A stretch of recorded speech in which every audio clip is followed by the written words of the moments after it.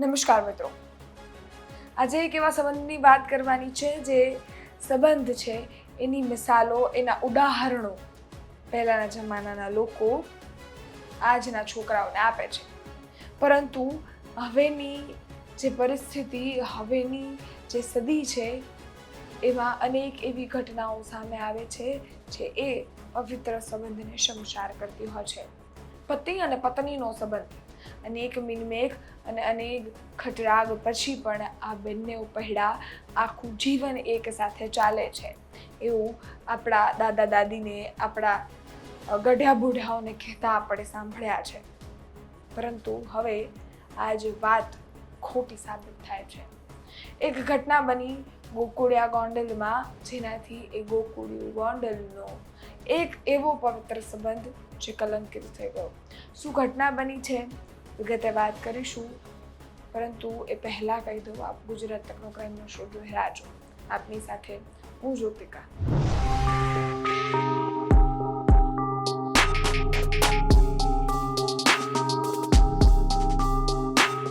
ગોકુળિયા ગોંડલનું ડેયા ગામ, આ ગામની સીમાઓ પાસેથી એક લોહિયાળ હાલતમાં એક યુવક મળી આવે છે. આ યુવક લોહિયાળ હાલતમાં મળી આવતા પોલીસ તરત જ સારવાર માટે એને હોસ્પિટલ ખસેડે છે અને ત્યાંથી એમની સારવાર ચાલુ થાય છે. સારવાર દરમિયાન એનું મોત થાય છે. મોત થતાં જ પોલીસ ચારે બાજુઓમાં આ ઘટના છે એની તપાસમાં દોડે છે. એ પ્રયત્ન કરે છે, એ શોધખોળ કરવાનો પ્રયત્ન કરે છે કે આ ઘટના પાછળ હાથ કોનો છે, આ યુવકની આ હાલત કોણે કરી છે, આ યુવક કોણ છે. આ બધા જ સવાલોના જવાબ માટે પોલીસ દોડી રહી હતી.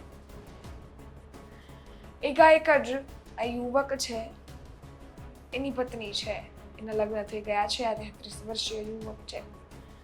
ખબર પડે છે કે આ યુવકની પત્નીના પ્રેમ સંબંધ હતા અને એને અને એના પ્રેમીએ જ એને રસ્તામાંથી હટાવવા એના પતિનું જીવ લઈ લીધો. પત્ની છે એના પતિથી થાકી ગઈ હતી, એને બીજી બાજુ બીજા કોઈ યુવક સાથે પ્રેમ સંબંધ પણ હતા, એને એની સાથે લગ્ન કરવા હતા અને આને છોડી દેવો હતો. પરંતુ એને બીજો જ રસ્તો અપનાવ્યો. એના પત્ની અને એના પ્રેમી આ બંનેએ એક સાથે મળી એને એ જગ્યાએ બોલાવ્યો, એ જે રોડ છે ડેયા ગામની સીમાઓનો ત્યાં બોલાવ્યો, હથોડી મારી માથામાં લોહિયાળ હાલતમાં ત્યાં જ મૂકી દીધો અને બંનેઓ ફરાર થઈ ગયા. પરંતુ કહેવાય છે ને કે પાપ તો છાપરે ચડી પુકારતું હોય છે. એ જ રીતે પોલીસે તપાસ કરી અને બંનેઓ આરોપીઓ છે એની ધરપકડ કરતા પોલીસે નિવેદન આપ્યું છે. શું કહી રહ્યા છે પોલીસ અધિકારી, સાંભળીએ. ગોંડલ તાલુકાના ડૈયા ઈદગાહ જવાના રસ્તે એક વ્યક્તિ લોહી લુહાણ હોય તેઓને રાજકોટ સહકારી હોસ્પિટલે દાખલ કરવામાં આવેલો અને તેના ભાઈ યાસીનની પૂછપરછ કરતા તેને જણાવેલ કોઈ અજાણ્યા માણસોએ આને માથાના ભાગે મારેલો, જેથી તાત્કાલિક ગોંડલ તાલુકા પોલીસ સ્ટેશન ખાતે BNS કલમ 109, 118(2) તથા GPA 135 મુજબનો FIR રજીસ્ટર કરવામાં આવેલી હતી. આ ગુનાના તપાસમાં LCB રાજકોટ ગ્રામ્ય JP રાવ સાહેબ તથા તેના PSIના ટીમો તપાસમાં કામે લાગેલા હતા. એ દરમિયાન તેઓને હકીકત મળેલી કે આસિફભાઈ સત્તારભાઈ ડેલા U31 રે ગોંડલ.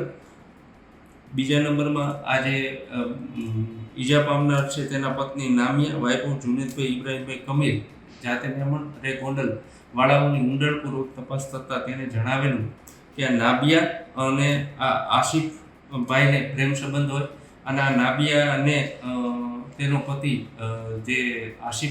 તેનો પતિ જે હતો તેને હેરાન કરતો હોય, જે અનુસંધાને બંને વચ્ચે પ્રેમ સંબંધ હોય અને તેઓ આ એના પતિથી ત્રાસી ગઈ હોય, જેથી આ બંને લગ્ન કરવાનું નક્કી કરી અને આ જે ઈજા પામનાર જે છે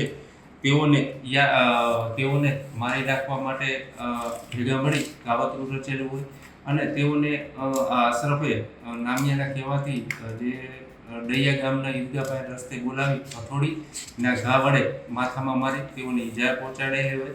આમ ગોંડલ તાલુકા પોલીસ સ્ટેશનનો આ ગુનો ગણતરીના કલાકમાં LCB PI રાવ તથા તેની ટીમે ડિટેક્ટ કરેલ છે અને હાલે આ તપાસ ગોંડલ તાલુકા પીઆઈ ડામર ચલાવી રહ્યા છે. આપણે સાંભળ્યા પોલીસ અધિકારીને, જેમણે સમગ્ર બાબતે વાત કરી અને સાથે જ આ ઘટના અંગે આપણને માહિતી પૂરી પાડી છે. આ ઘટનામાં કઈ રીતે કોણ કઈ ઘટના સાથે જોડાયેલું છે, કોના સાથે જ આ જે યુવકો છે એની જાણ પણ આપણને કરી છે અને આ ઘટના છે એ અંગે બંને આરોપીઓની ધરપકડ કરી લેવામાં આવી છે. એને એના પતિ સાથે નહોતું રહેવું એ એનો વ્યક્તિગત પ્રશ્ન છે.